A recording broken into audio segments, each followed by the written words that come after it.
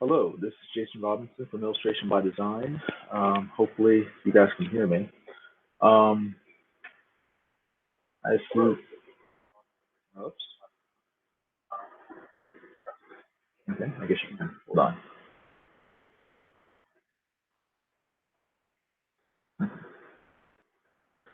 Let's try this again. Boom, maybe that's better. Okay, there we go. All right, now, I guess I'm starting part two on this coloring Vampirella illustration. Let me see here. Oh, okay. Yes, I guess someone heard heard me. So I already got a thumbs up. Let me think. Best way to do this.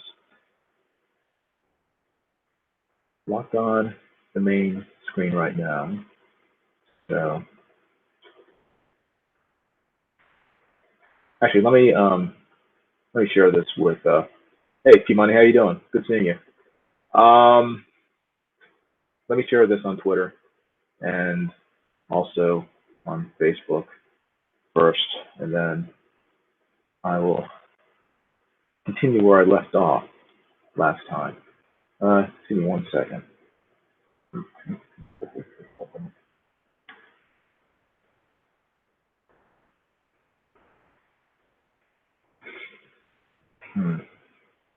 Hope you guys are having a good day. Everything's going fairly smoothly. I want to at least get some of this done before Drawn and Quartered starts at 10 p.m. Eastern Standard Time. That's about an hour and a half from now. So hopefully this bit of nonsense with me struggling over live streaming won't last too long. Give me a second.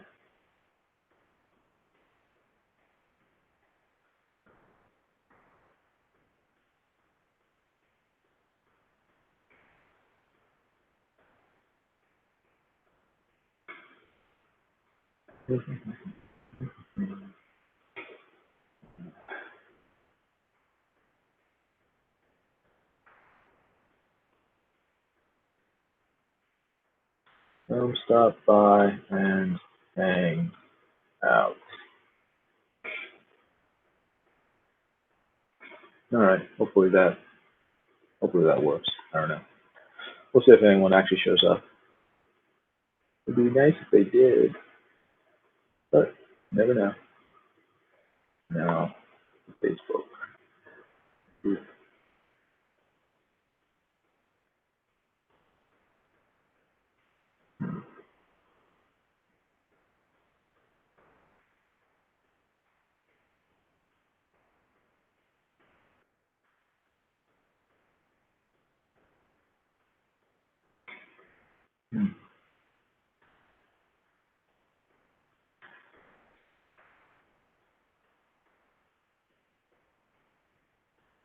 Okay, that's better. Let's see. Okay. Boom. Share. Okay, that's better. And delete this. With that. Goodbye. Hide that. All right. Let's see. Back in Chrome. Let's see. P Money. Yeah, got to go pick up the family soon, so it won't be here long. Okay, sorry, P Money, but check back when you have a chance. Once this live stream is over with, if I'm done by the time you get back. Also, I don't even think I'll be finished with this in an hour and a half. I'll probably continue it after Drawn and Quartered as well, so I'll be around. Don't worry. Let's see. Filler Draw says, "What is this? A prank?" It might be, depending on how much I screwed up. So it could be very prank filled. Mark Trapper says, "Hello, P Money. Hello, Jimmy. Stream while you're awake. Yes, you're working, so you'll be in and out. Okay, cool. Well, everybody, please hit the like button. Give the video a thumbs up. This live stream. Hopefully, it'll be worth your time, and if nothing else, you'll be entertained by my boomerang, my messing up the live stream. So, sit back and enjoy, get some popcorn. Let's see. Let me entertain you. Let me close that, and let me get to.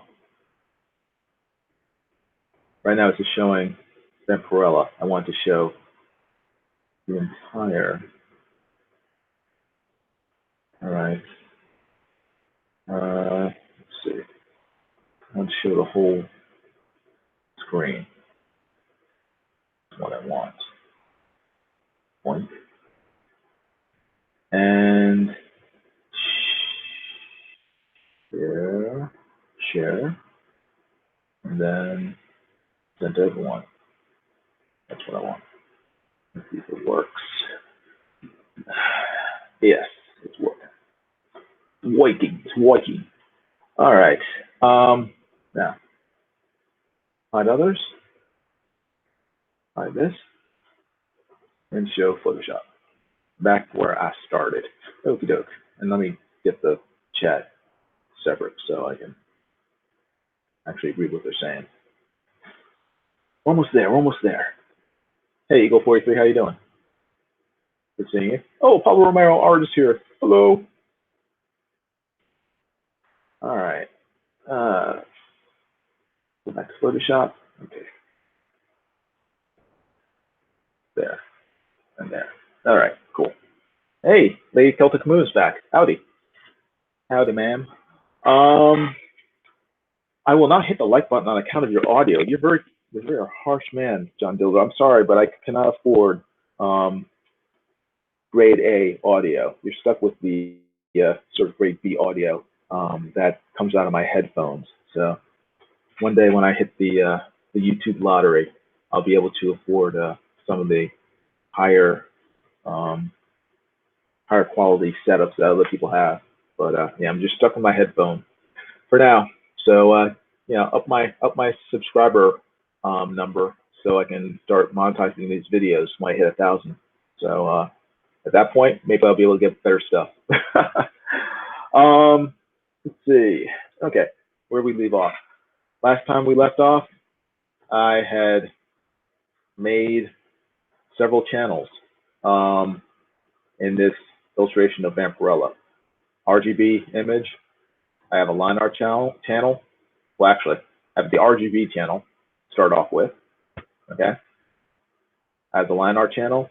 And then I created flats. And from that, I created a flat channel. I just copied and pasted into a new channel I called flats. Okay. And if you want to hear the whole process, just look at my previous video, part 1 of this coloring Vampirella.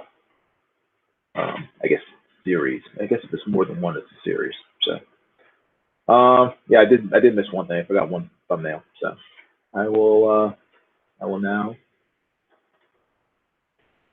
go back and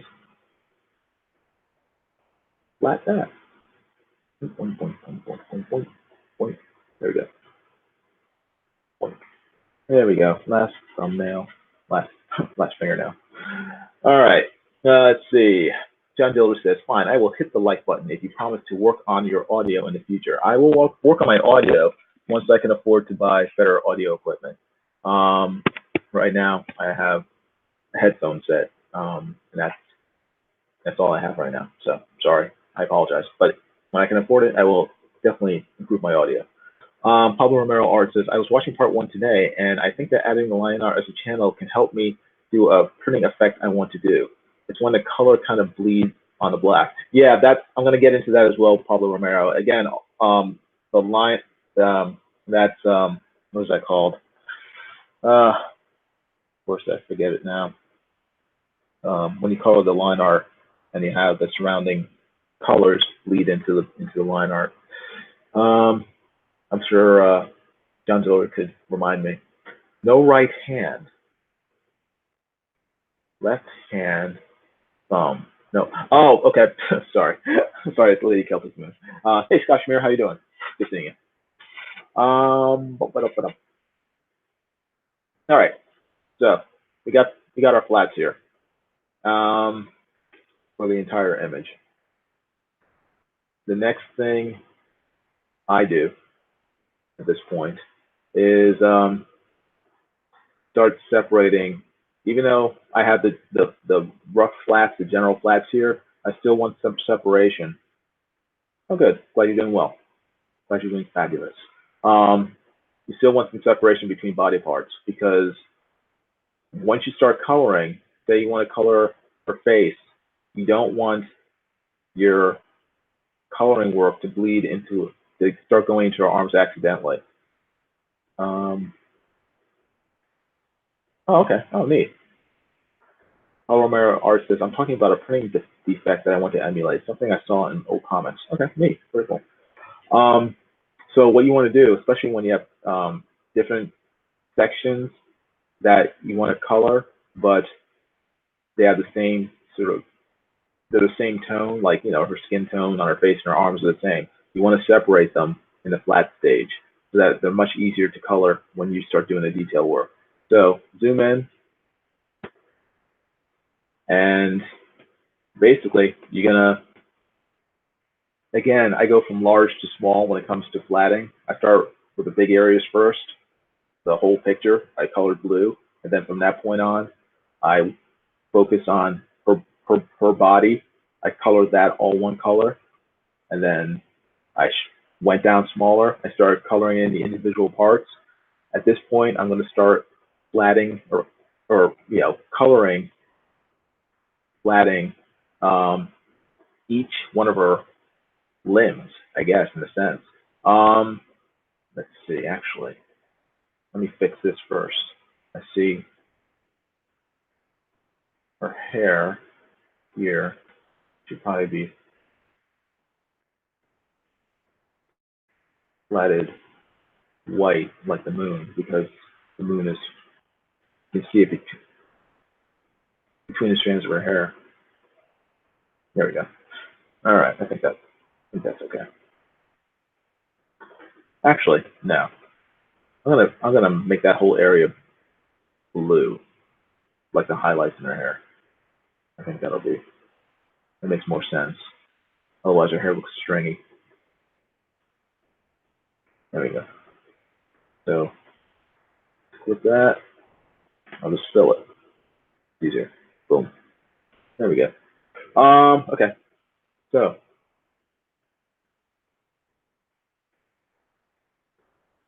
I am going to select her arm. As you can see, I'm not doing a tight selection because I'm going to be filling it in with the paint bucket tool. And because I'm using the paint bucket tool rather than the fill feature, all I have to do is just click in this one area, and I won't have to worry about any other areas that are colored a different color. It'll only affect the skin tone. So I don't have to worry about being precise up here where her skin tone is up against white or blue, but I do have to worry about it when her skin tone is against other skin tone areas, like here, where her arm goes over her chest. So at this point, I have to zoom in a little and make sure, again, that I'm within the ink lines. Because, again, when this thing is printed, you don't want the color to go outside of the ink lines. You want to make sure that the registry is good. So you have to make sure that you're coloring within the lines of your ink work. All right, this area doesn't matter. This area doesn't matter. Bam. Okay, so I'm going to take a color that's close to skin tone, or her skin tone rather. It's still skin tone, but this one's going to be a little darker. Bam. Okay, so deselect. At this point, I can, if I select, say, her face, see, this arm isn't selected, but the rest of her body is.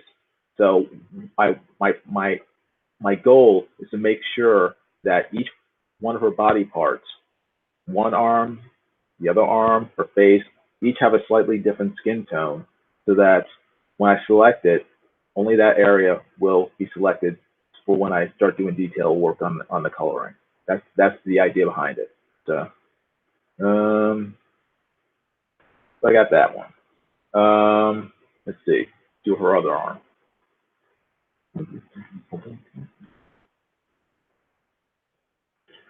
I'll zoom in some more.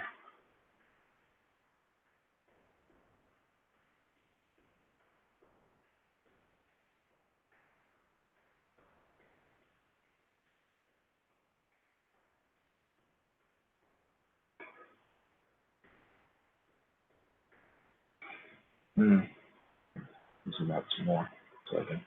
There we go. Makes it easier for me to see what I'm doing. Now I can zoom in. All right.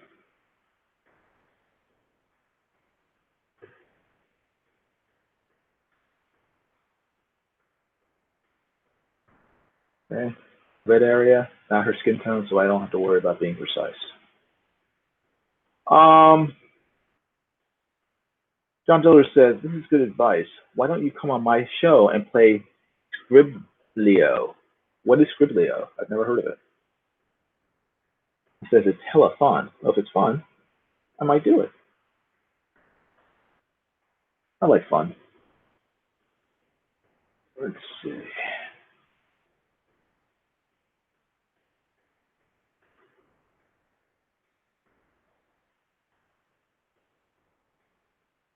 All right.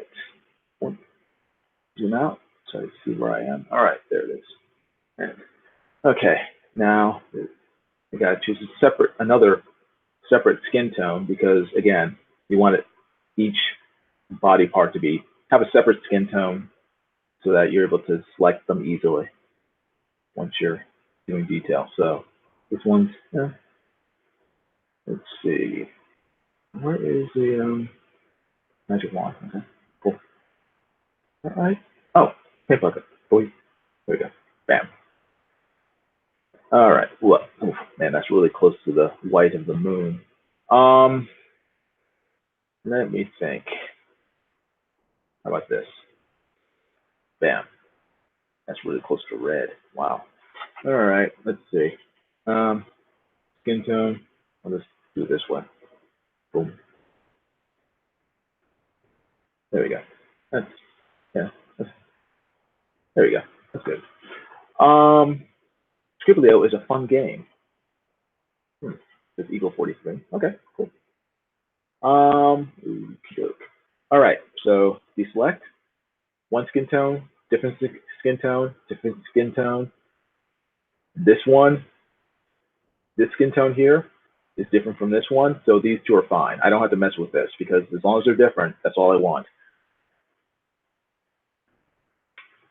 This one is different from this one, and it's not touching this one. So these are both okay. I think I need to check my line art. As long as they're separated by another color, they're fine. Okay, they're okay. Now, when you come to her bosom, these have to be separate colors because again, they're touching another area that's the same skin tone, and you don't want that because you want to have as much flexibility as possible with coloring. So you want to keep these, at least in the flatting stages, you want to keep them separated. At least I do. I mean, if you're a good colorist, it probably doesn't matter to you. You probably wouldn't have to worry about it. I'm not a great colorist, so I need as much sort of flexibility when it comes to fixing mistakes as possible. And for me, that means separating each body part when it comes to flatting.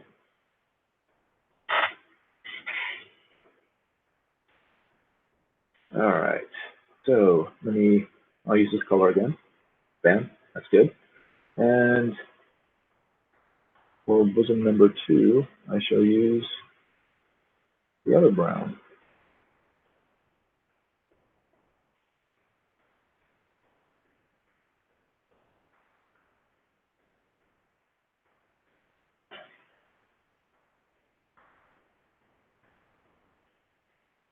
There we go. Okay, cool. And let's see.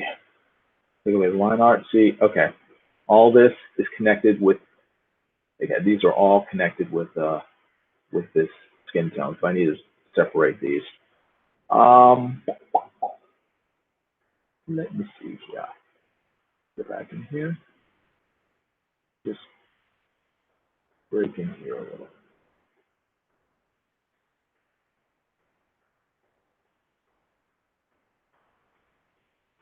I'll just make this background blue.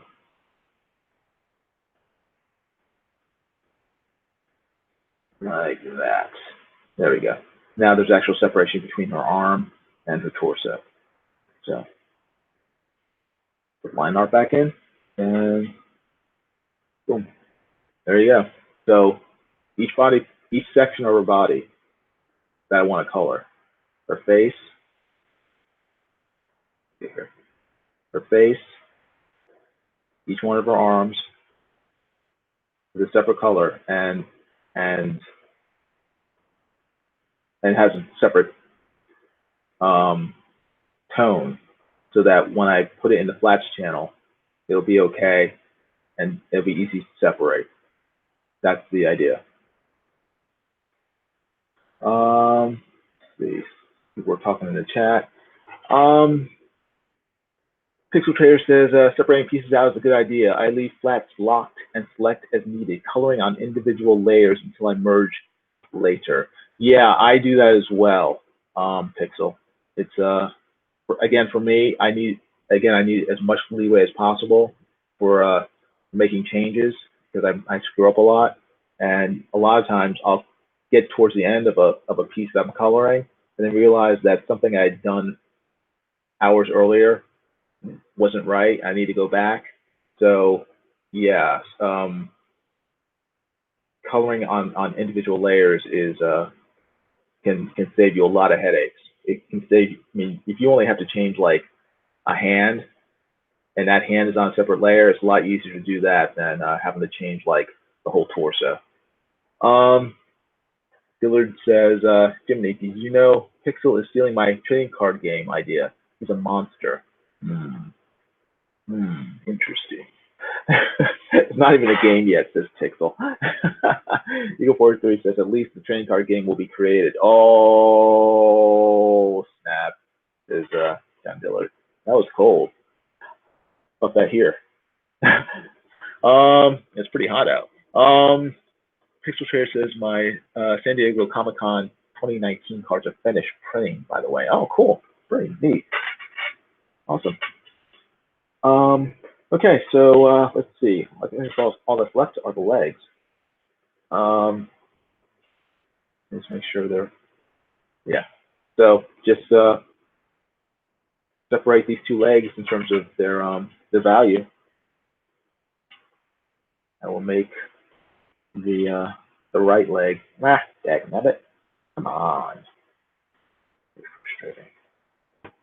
Make the right leg a little darker than the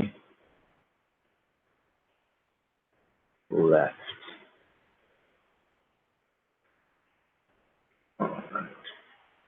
All right. And up. And blink, blink, blink. There you go. All right, there we go. All the body parts are separated by tone, by value. And what you want to do next is, again, select all, because right now, let's see, you select. This is your flash channel here. This is what your flash channel looks like currently. All in grayscale, separated by value. Or rather like that, if you take the line art out. What you want to do is, since you've now separated her body parts into different values, you want to add this to the flash channel. And the way you do that is simple. Just select all. Make sure you're in RGB. Select all. Copy. Okay. Go back to your flash channel. You can close these. This is your flash channel, and just hit paste. Okay, this is it before. Oops. What happened? Something happened. Oops. Let's try that again. This is your flash before. Make sure your flash channel is selected though, and it's not just the eyeballs on it. Make sure you actually have it selected. You're not on RGB. So you go to your flash channel. This is before, paste, after. See the difference?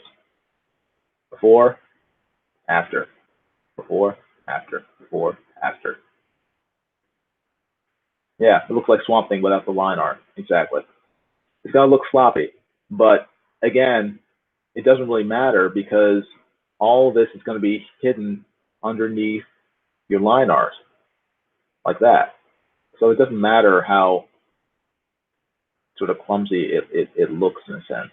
I did notice one thing though. Again, if you take the line art out, you can see that this sort of skin tone is connecting her torso to her leg. You don't want that. You want to, again, make sure each part of her body is separate. So let's see. Go in RGB, deselect this, and just go in with the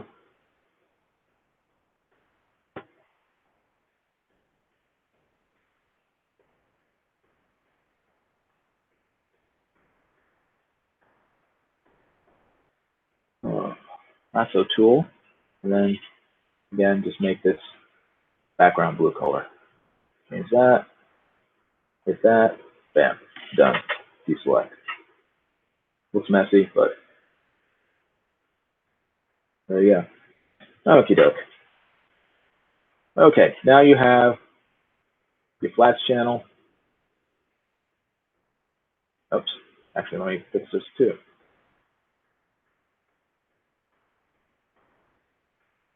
Select all, copy. Select all. So what I'm doing is I didn't paste those changes into the flats. So that mistake is still in here.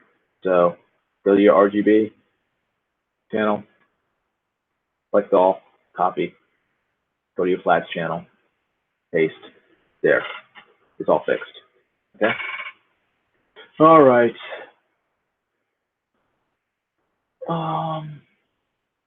RGB again. Take that off flat too. When you're actually coloring, you don't want your flats channel to be showing. You want the eyeball to be closed because it will distort your colors when you're actually coloring. So you don't, make sure your flash channel is not actually active. Make sure you're on your RGB channel when you're coloring. The flash channel is there mainly for fixing mistakes, and if you have to go back and say you've already fully colored, you know, her left hand here.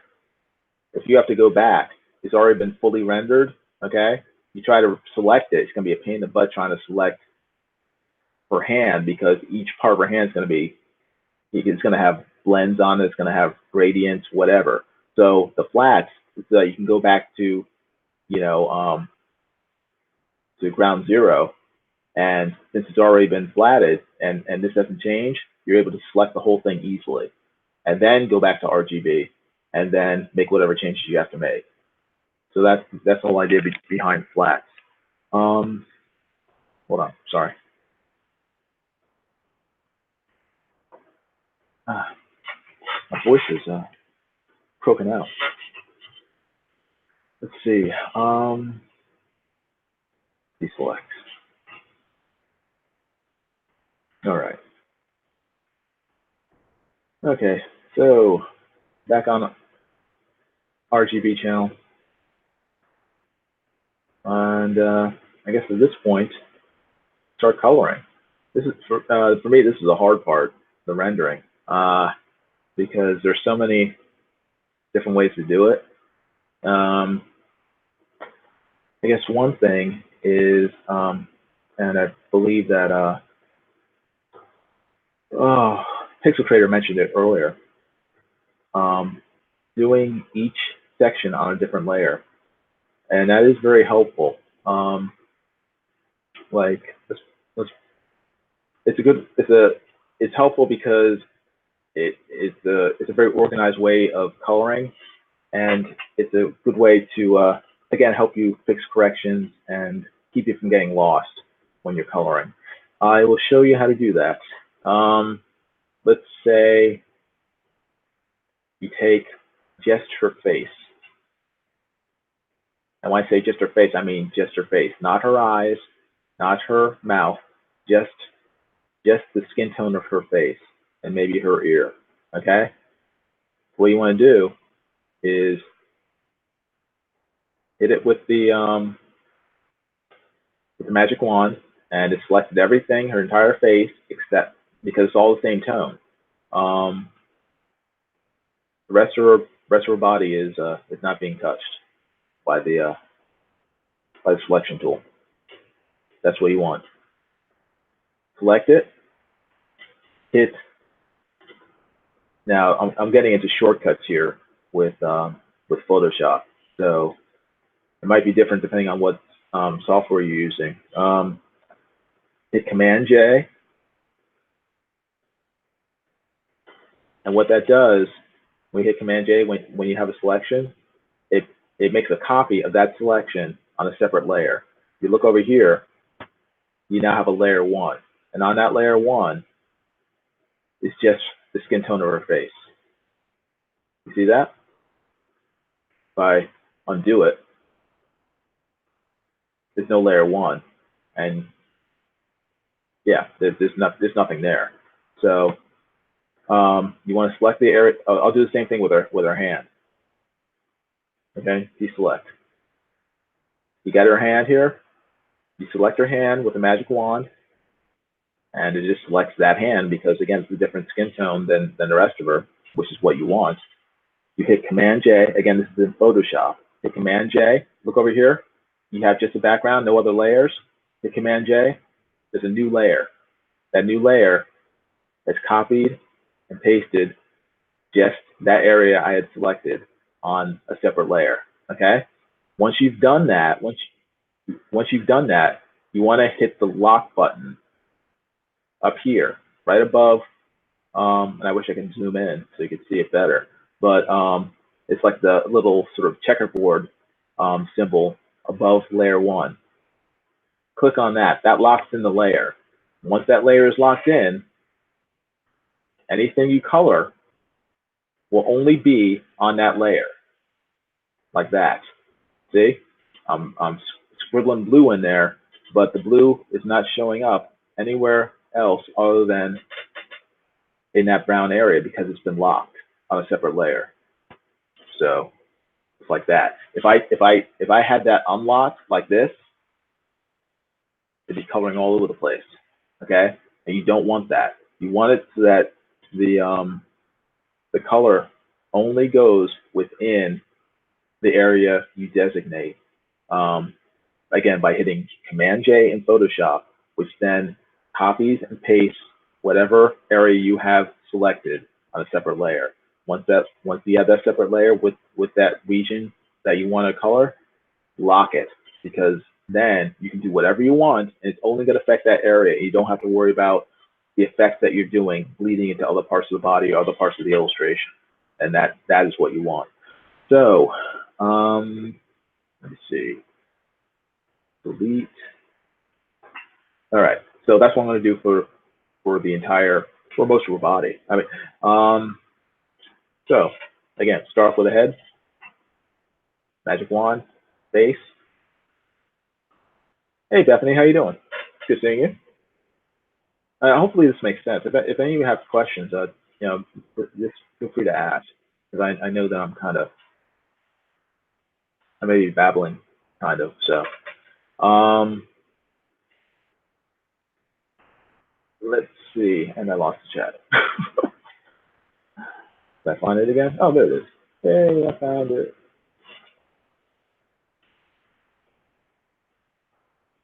All right. All right. Select to the face. Command J. New layer. Name that new layer face. Lock it. Bam. Okay, that's done. Next step, hair. Click it, select it. Oops, actually, stop. Deselect. Sorry. What you want to do, make sure you're on the background layer. The background layer has all your information. Each one of these separate layers will only have part of your information, whatever part that you have designated for it. So face only has face on it. So each time you start a new layer for a new section of the body that you want to color, you always have to go back to the background layer. So go back to the background layer, select the next area that you want to separate. In this case, the hair. You selected the blue. Command J. Again, this is in Photoshop, so it might be different depending on the program you use. And then call it hair, and then lock it. So you close your background, all you see is the hair. Okay? That's all you can work on at this point, on this layer. That's what you want. Same with the face. Face is there. You can close the hair layer. So you only see the face. You're only working on the face. That is the goal.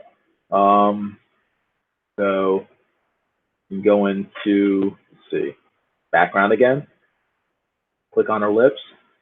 Command J. Lips. Lock it.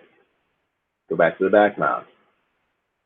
When you come to something like the eye, I tend to just select the whole thing because it's just a lot of work. It's a lot of work trying to have, I don't want to have like 1,000 layers for every single piece of her body.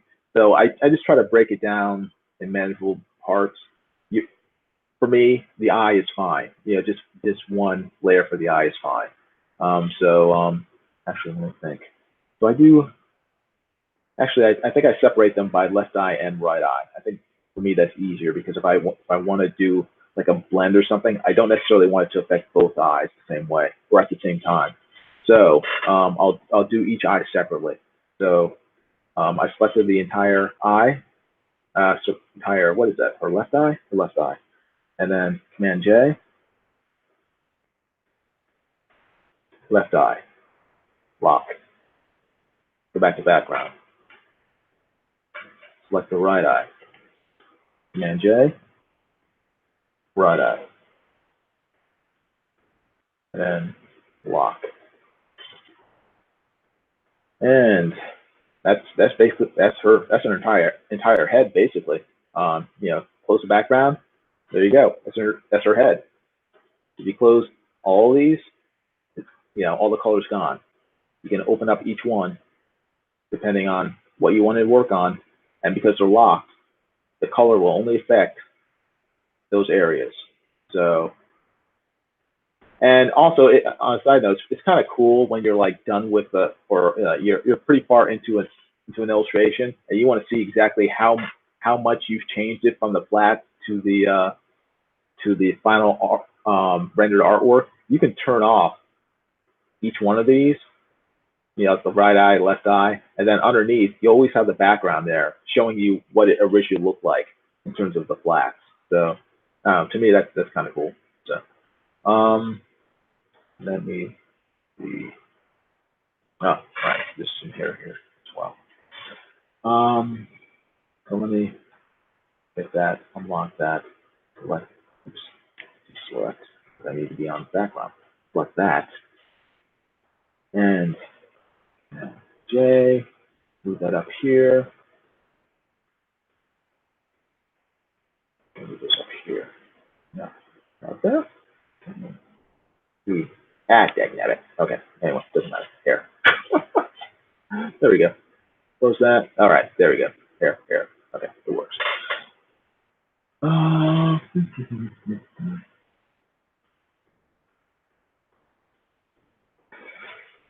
All right. Let's see. So done with the head. Next part. For arms.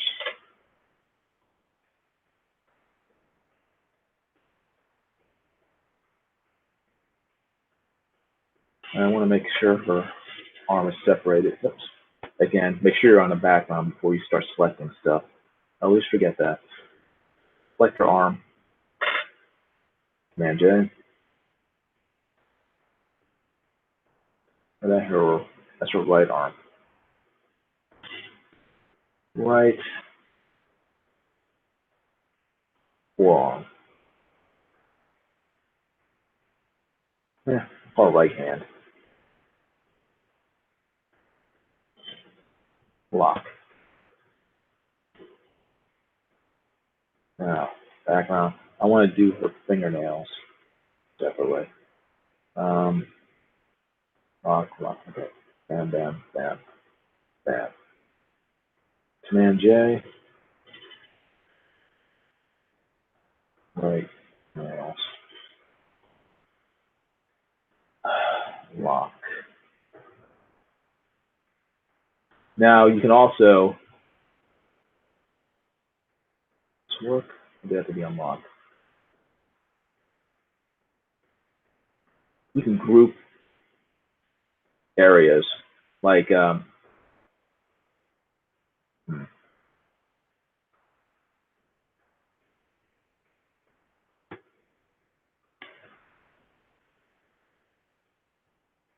you can group areas like her nails and her hand.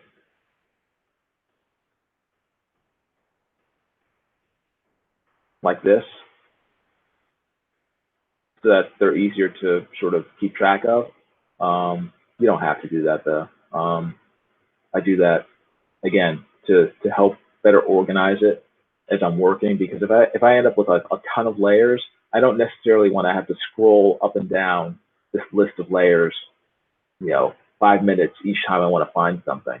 If like I want to work on her index fingernail, I just, it's easy to find if it's just on, if I can just go to right arm and then open that up, and then inside there I have the layer that says right, right nails. It's much easier for me. So if you want to sort of group these layers to make it easier for you to find your way as you're coloring, that's for me, it's the smart way to do it, because it saves time in the long run, but you don't have to do it. All right, so that's her right hand and the nails. Let me get going on her rest of her arm. Again, go to background, select, and Command J. New layer. Let's see, right upper arm.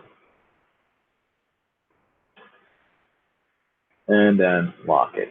And then I can just drag this into the right arm section. So you have right hand, right nails, right upper arm, all in here. And if I see, zoom out, they're all showing. If I close this eye for the entire right arm, the whole thing disappears. Okay? Or I can just close them off one at a time. Nails, upper arm, right hand. So that's the idea behind it. You want to give yourself flexibility, so once you do start the rendering, you can decide more easily what areas you're going to be coloring, so that they don't affect other parts of the body or image that you don't want colored. That's the idea behind it. Again, it's a little tedious in a sense, but for me it pays off in the long run, especially when I'm in the midst of coloring something. Doing this sort of prep work helps me to fix corrections and deal with last minute changes, whether they're my own changes or if, say, the client wants changes with the coloring. It helps me to do it easier. So that's why I do it this way. But there are 1,000 different ways to color with comics. This is just the way that I learned way back when, and it served me well over the years. So I cannot complain too much about it. All right, let's see, what do I have? Okay, so I have next the left arm. All right, and J, left arm, let's just call it L arm. And lock. Make sure it's there, works properly, okay. And then left nails. Again, select, go back to background, I always forget.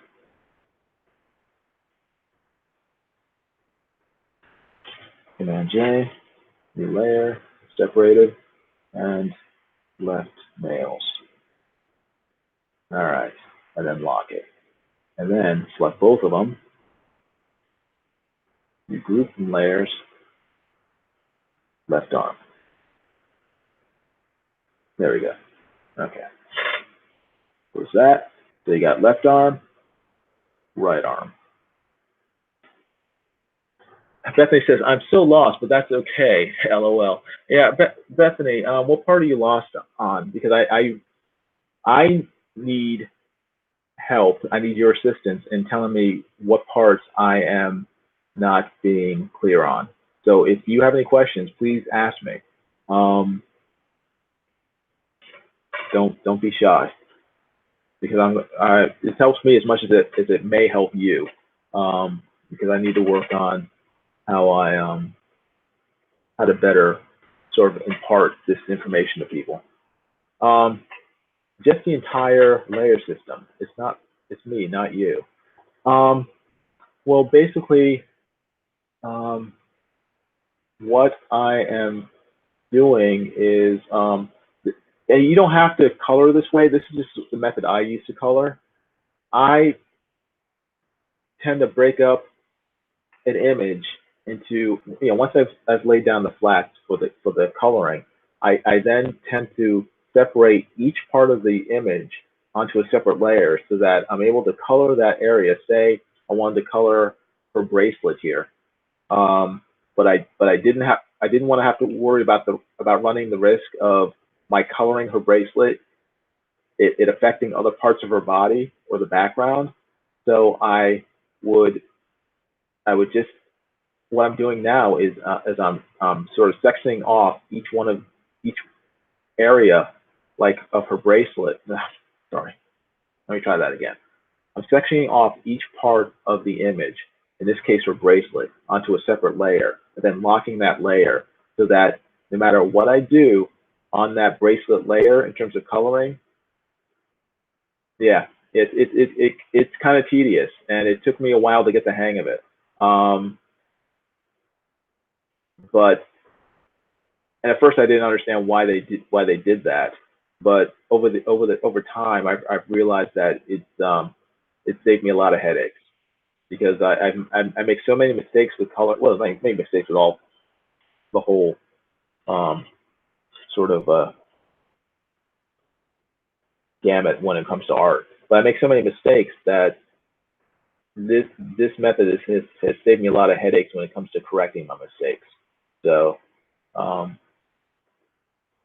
yeah, but yeah, when you have time, either hopefully I'll get better at explaining it as I'm going along, or you'll go back and maybe listen again, and hopefully it might make a little more sense.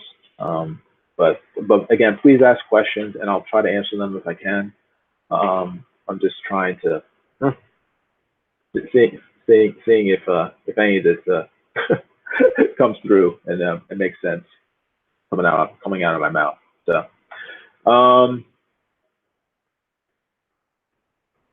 Stephanie says you're doing great. I just haven't played with software enough. Okay, but hopefully this will encourage you to maybe try it out a little and see what you can do with it. Let me think here. All right, I don't have a bracelet separated yet, so need to go to the background, select it with the wand tool, go to Command J in Photoshop. I'm using a Mac, by the way, so that's why I keep saying Command J. Command J, which will copy it and put it on a new layer. Here, layer 1. Rename this layer bracelet, and then lock it. And then, as you can see, let me close all the other layers. There it is. Bracelet on and off, separate layer.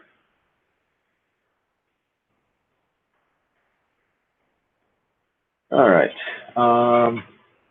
Her top, her bikini top, will just be one layer. Even though it's separated into 4 pieces, I'm just going to make it all one layer. So select, select, select, select. And Command J. Bikini top. Oh, I gotta lock it. There we go. And then make sure off and on. Okay, it works. And let me do the bottoms while I'm at it. And then I'll just make that one layer called bikini.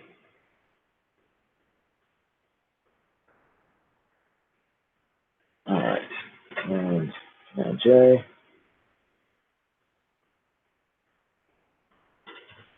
Do the bottom. Lock it. And take these two. Make a new group. Bikini. Okay, there we go. Actually, let me move bracelet onto left arm because that's where it belongs. So left arm, left nails, bracelet are all on left arm. Okay, bikini. Actually, let me make these one. Regroup from layers. Make this eyes. And make these 3 head. Regroup from layers, head. There you go. So now you can see the layers are much easier to deal with. You know, if I just want to focus on the eyes, I just open that up. I can deal with the eyes, and I don't have a stream of 1,000 different layers I have to deal with when I'm working, because again that can get very confusing very quickly.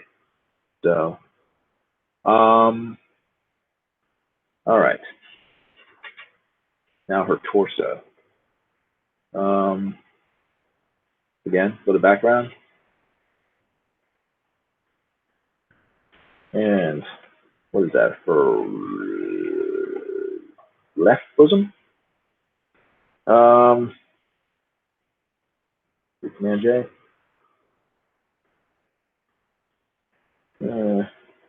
Left bosom. I spelled bosom. B-U, B-O, B-U, S-O-N. Whatever. All right. Background, select, Command J. All right, bosom. And then her belly. Command J, belly. And then want to lock all of them. Oops, you gotta do them one at a time. Bam, bam, bam. And then want to regroup from layers, torso. There you go. What is that? Torso, right there. And bikini. So you turn all these things on and off as you like.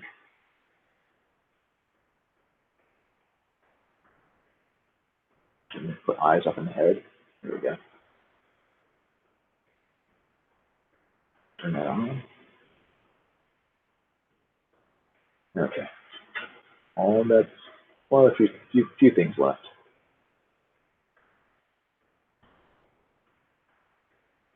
move this over so I can see. And everybody remember, in about half an hour, they're going to have Drawn and Quartered on Mike Miller's channel, Blacklist Universe. So you may want to head over there. I'm going to have to possibly help there. So the stream will end at around 10 o'clock. So, and after Drawn and Quartered, I'll probably be back here continuing working on this. So come back after that as well, if you like. Let's see, the legs.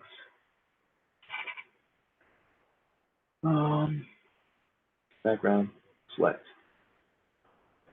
And J. That is for what, left leg? Lock. And background, select. And J. Right leg. Lock. And then regroup from layers, legs.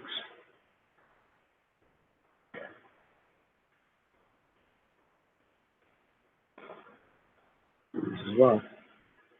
Regroup, layers, arms. All right. I think the only thing left is the moon. Oh, background as well. Wait. Background. Select.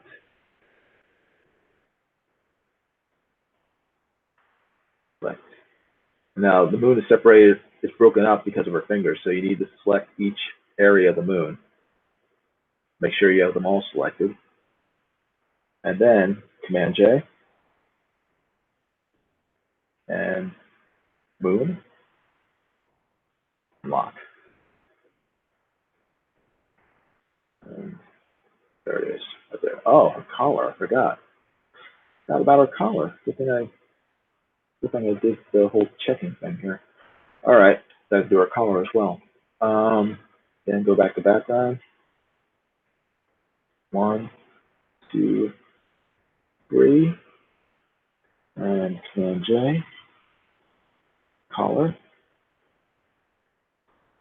And that's done, and make sure that's locked. Move that up. Oops, no, I don't want it in arm. I want it between arm and head. There we go. Fire head. All right, and then the background, which is everything else. Make sure everything is good. And J. And you want, well, that's called background. So I'll just call this BK ground. And click that. There we go. I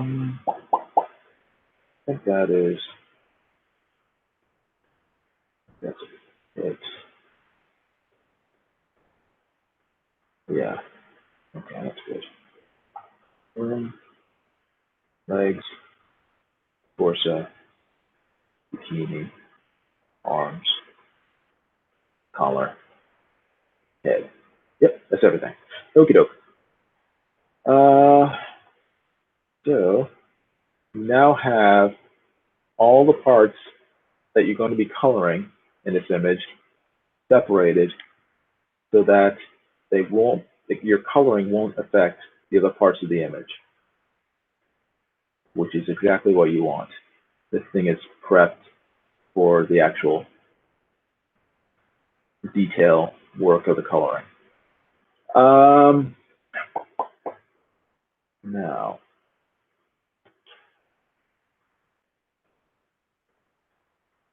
what should I start with first? Usually with figures, I tend to I have to consider the light source and I guess the effect that I want with the final image. With this, the light source is, it's got to be the moon, but it's not it's not going to be a realistic rendering of moon light source because the moon's behind her. So that means the front of her will be very dark, and you wouldn't be able to see many of her features. So, I mean, I guess the effect that I want with this image is sort of alluring / scary. So I have to color that with that in mind. I mean, what part of what I was thinking was actually to, which is why I asked about the color of her eyes before, was to make her eyes really kind of, the white of her eyes, make that dark, and then make her irises sort of glowing out of it. So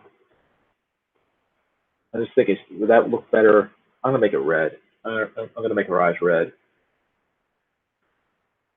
So I'll start with the eyes and then move on from there. Yeah. Yeah, I'm not sure.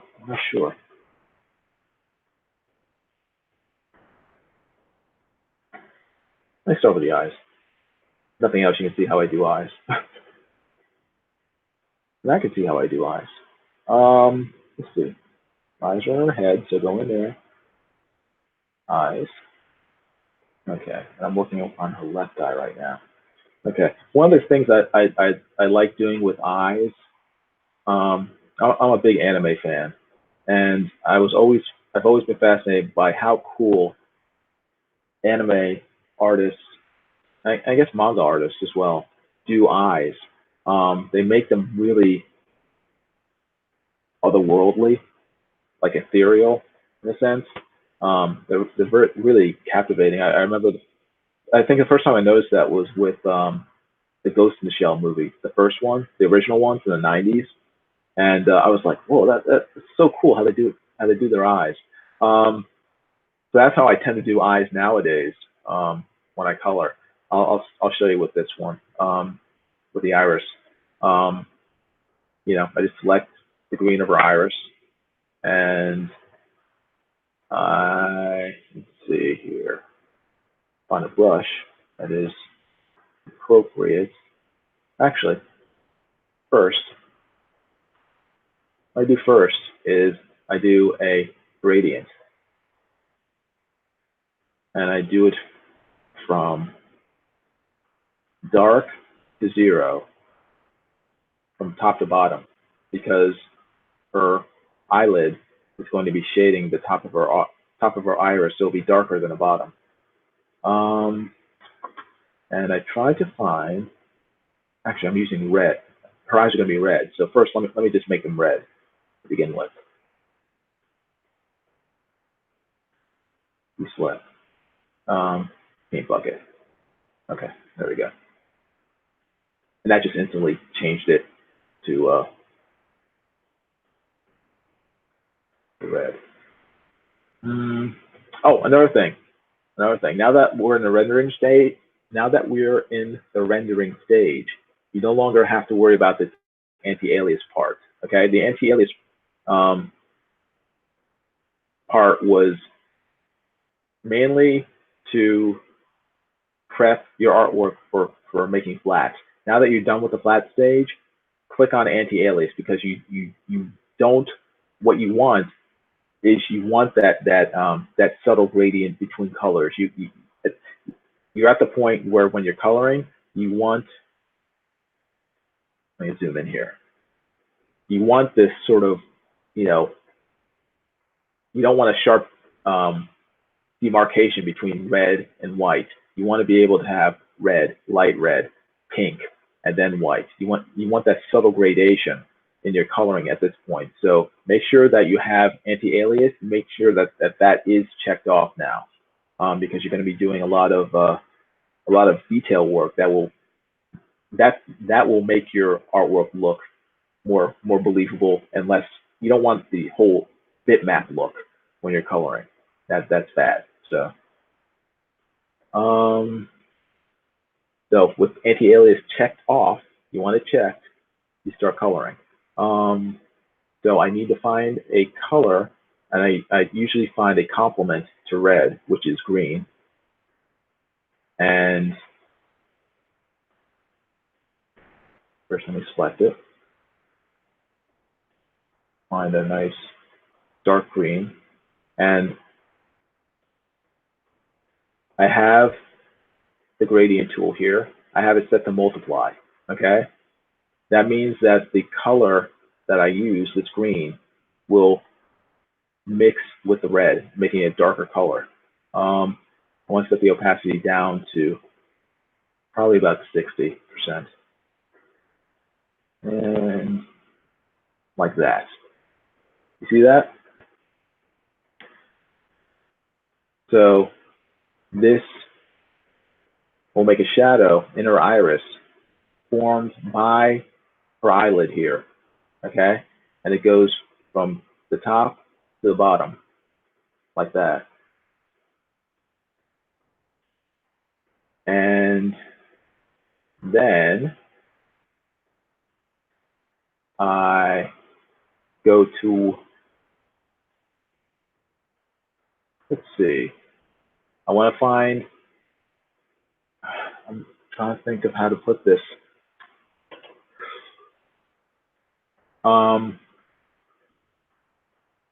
You want to find a lighter version of your core color. My core color is red. I want to find a lighter version of that, like a pink. Not pink, that's pink. Yeah, that's better. I don't know if you want a pure pink, but you want a very light version of your core color that you're using, the red. So you can go in here, go over here to your color picker. This is good. That's a good color there. And at this point, you want to start making highlights inside the eye. And you do that with your brush tool. And you kind of want to make an airbrush effect. So go to, first make sure your brush is a soft brush. There. Other dynamics. Shape dynamics. You want that turned off. Okay. And because I just want a round brush. And then you go around the pupil of the eye like that.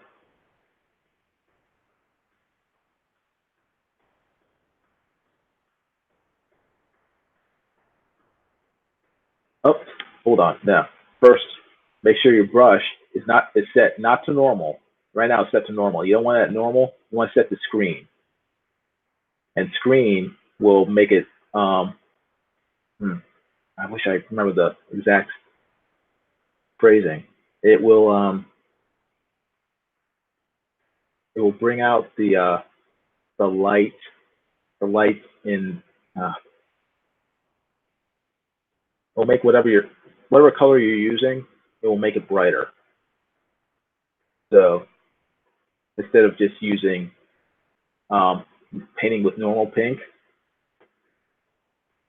it will be a brighter pink, and the more times you use the brush, it will bring it closer to white.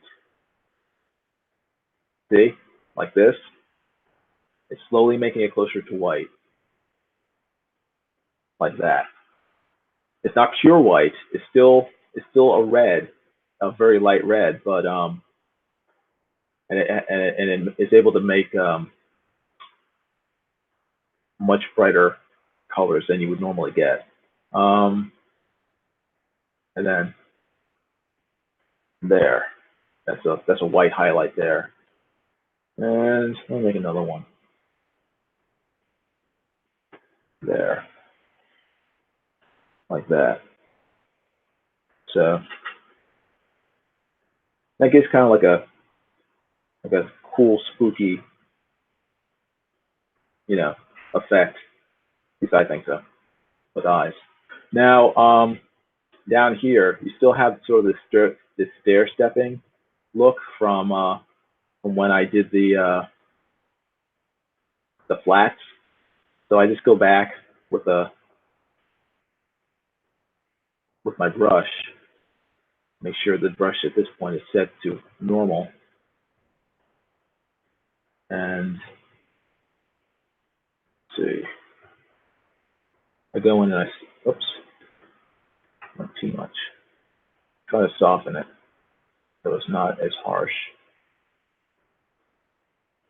There we go.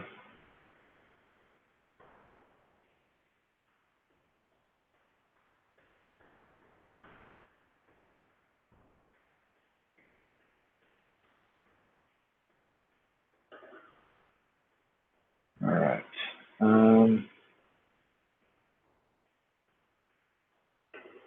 Okay. There's that. All right. Now for the whites of the eyes. Select them. And again, go to your lasso tool.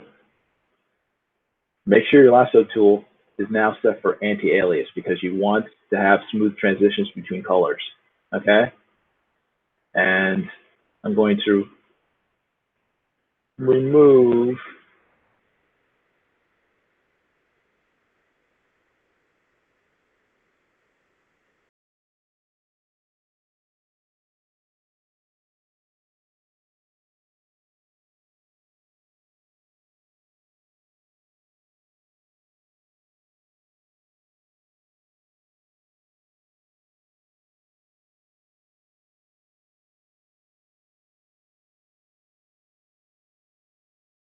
let me try something.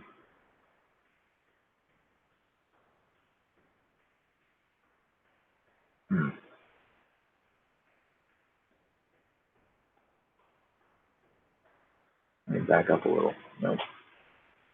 Let me back up a little.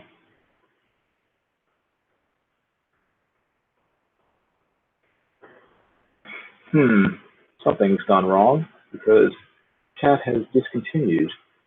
Has my internet petered out? Hold on. I'll be back. Hold on.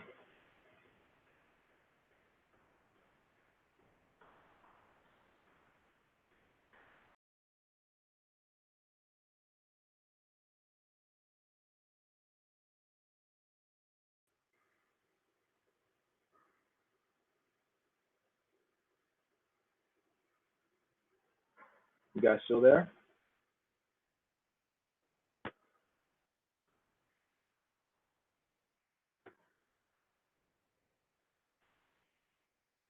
I think my internet petered out for a second, so I'm going to guess that you guys are still there. Let's see, 9:42. Let me get this back on track here. Okay. Share the whole screen. Hopefully everyone's still there. Devin, run for the hills. And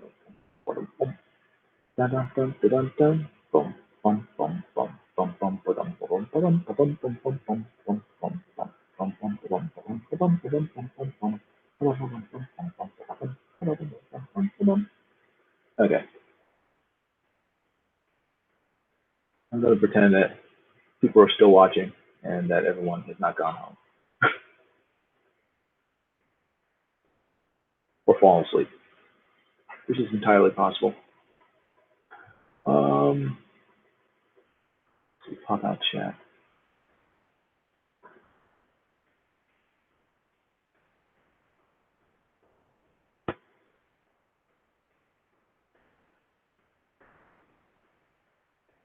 Let's see. Pablo Romero says, almost died there. You dropped out for a moment. Yeah, okay, they're still there. Cool, awesome. Is this really boring? Let me know if this is still making sense or not. Okay, let me try something with the eye, the white of the eye, because I was kind of wanting to make it look scary or spooky. I don't want her white to be black. I do want it to be dark. Blue. Let me see. Select.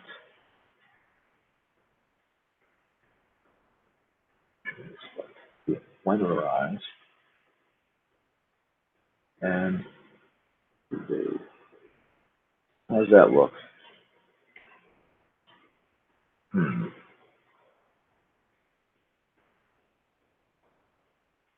Hmm. Hmm. I want her to look spooky, but it doesn't. Hmm. Maybe just a dark gray.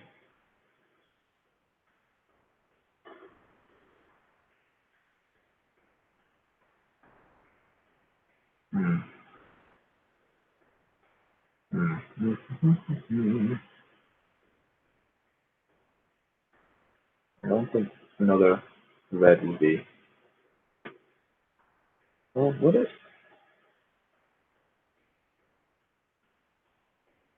Hmm. No. I'm thinking like a bluish gray.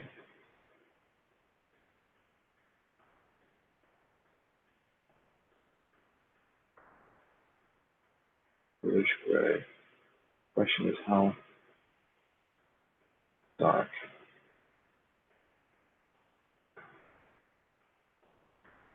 Hmm. Let me play with it for a few seconds.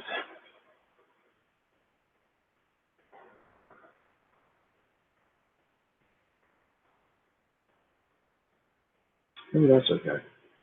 Okay, let's just play with this for now. Um. Uh. Zoom. Okay. Okay. For now, we'll stick with this. I want to make a shadow for her eyelid. So shadow like that. Going to my channels. This is the point where your flash come in handy. As you can see, I rendered the iris of her eye.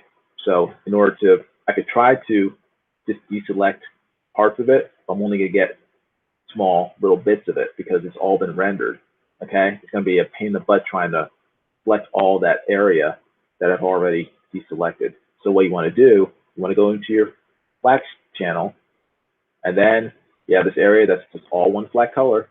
Okay, deselect it. Bam, the whole thing's done for you. It's much easier. Okay, and then these other areas that have not been rendered yet, you can easily deselect those. So there you go. And turn off your flash channel so that you can still see the color clearly. All right. So I want that area right underneath her eyelid to be shaded darker. So you want to find a complement to that sort of bluish gray. That'd probably be an orange. So let's see, on a nice brown.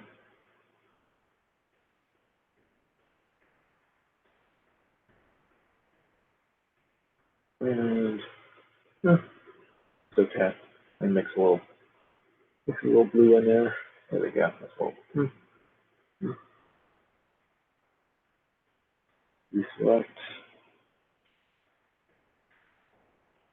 Pretty good. And actually,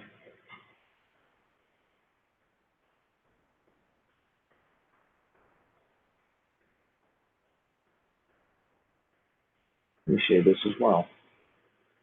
That looks a little off. Let's see, red complement. Be green. Let's see, 60. Blend a little. There we go. Yeah, a little more. There we go. Deselect. And then go back to the white and make that highlight show up again. Oops. Is that right? Right. Sure that's not. There we go.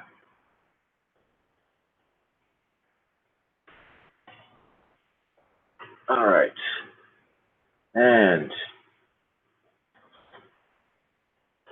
also,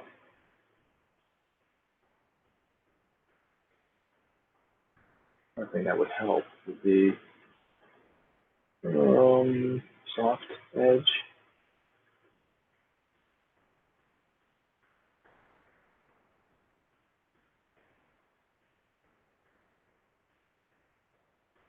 No. No.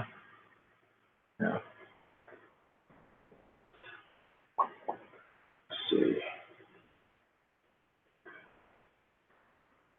As you can see, a lot of this is just sort of feeling my way around because I'm not a great colorist.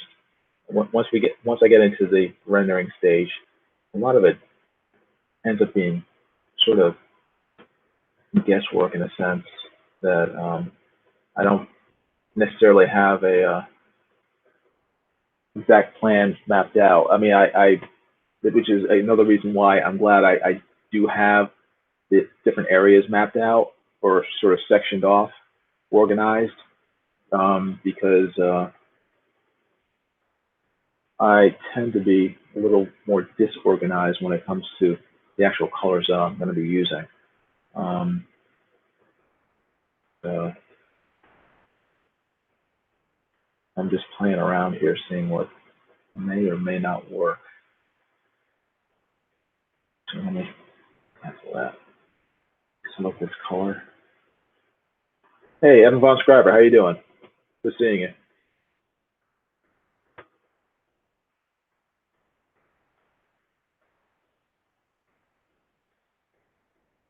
Evan, do you know what they're doing for drawn and quarter today?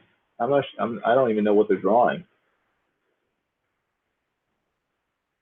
Does anyone know? All right, that's better. I'm doing well, thanks. Just struggling with this with this coloring. I'm trying to vertigo. I don't understand. Oh, you mean the comic what is it? Vertigo characters? Okay, cool. The comic imprint from DC that has now been discontinued, which is sad. All right, I'm going to do a highlight on the white part of the eye. I know it has a name, but I don't know it off the top of my head. The sclera? Scorla? Seriously, Evan, when you said Vertigo, that was the first thing I thought of. I thought of the movie with Jimmy Stewart. I was like, Vertigo. Okay, that's interesting. I didn't think of Sandman or any of those other characters. So funny.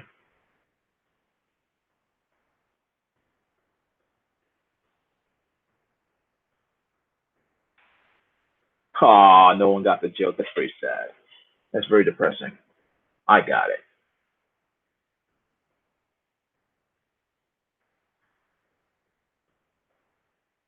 Okay, I'm going to draw a highlight on the white of her eyes here. I'm going to do that with another gradient, but this time a white one.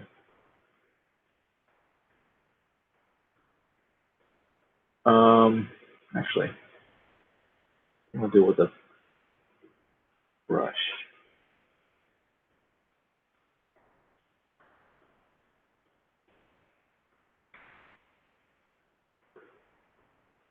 Put that to screen.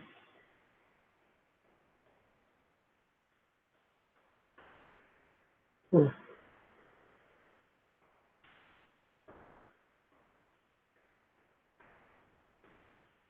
Why they start so late? Well, Evan, because it's Mike's channel and Mike lives on the West Coast, he's 3 hours behind the East Coast.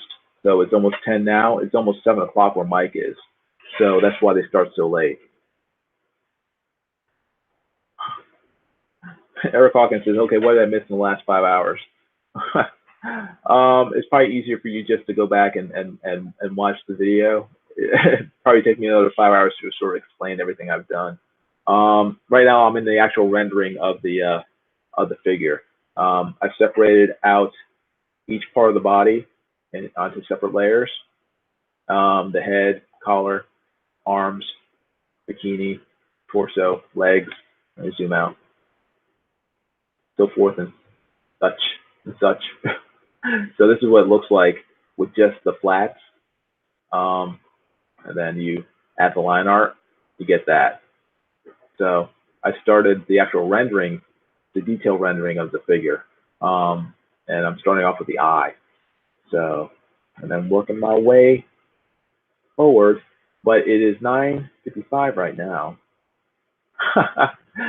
Mike Evans says, I reject Mike's time zone. Oh, thanks, Eric Hawkins. I'm glad you're liking it. Hopefully the whole thing will end up looking good. Get back to the eye. Okay, left eye. All right. Zoom in. I'm going to be finishing this up in a few minutes because I need to go over to drawn and quartered and see what's going on. I can't say I understand the channel part, but everything else makes sense. Yeah, channels are a little tricky to understand. I don't even know if I understand them completely. They're very much like layers, but they don't necessarily affect your final artwork. You can have channels. I'm not gonna try to BS my way through it. I don't fully understand them myself. I just know they work. So I need to read up more about Photoshop and about coloring in general to be able to best describe why channels are the most effective way to do things. But you know, they work. They do their job.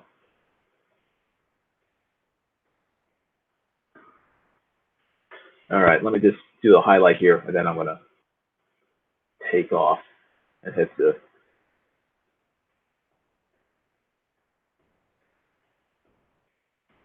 Blacklist universe.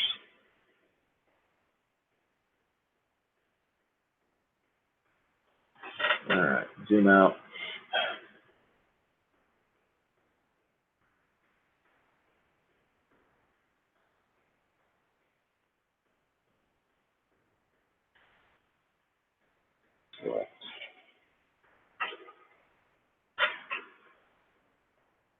Eric Hawkins says, Dan, you could have just made something up and we would have believed you.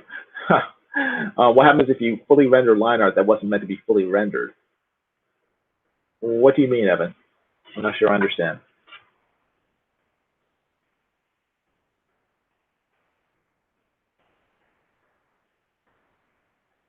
Can you give an example of what you are referring to?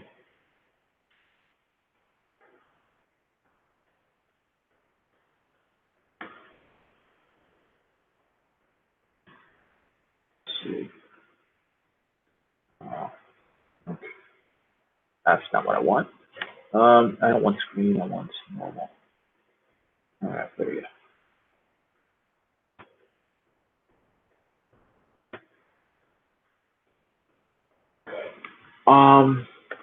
Like if you went crazy on the details, but it was like a page of a coloring book.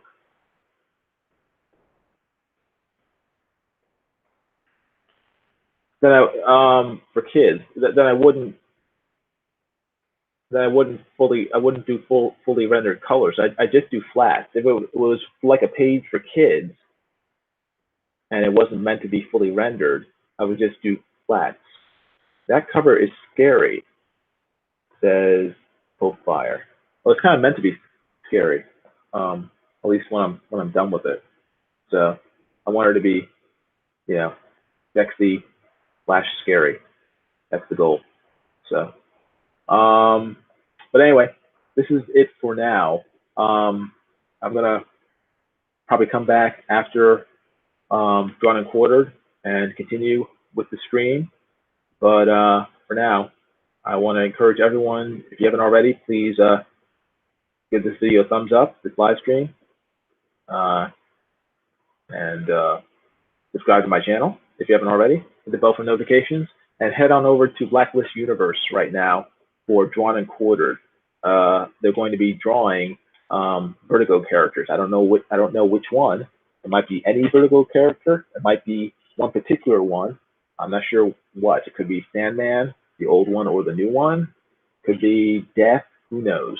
The only way to find out is to go over to Drawn and Quartered on Blacklist University's channel right now. That's where I'm going to be headed. So hopefully I'll see you guys over there, and I will be back here working on this some more. I would say about 2.5 hours. It's going to take about 2 hours to get through with Drawn and Quartered. So I'll probably be back here around 12:30 a.m. to 1 o'clock, I would say. So thank you all for your attention, for your consideration, for spending time with me. I appreciate it. Helping me get over my stage fright and such. And let's see if that stopped. And yeah, this is actually starting to be fun. So anyway, I will talk to you guys later, and you guys take care. Be good.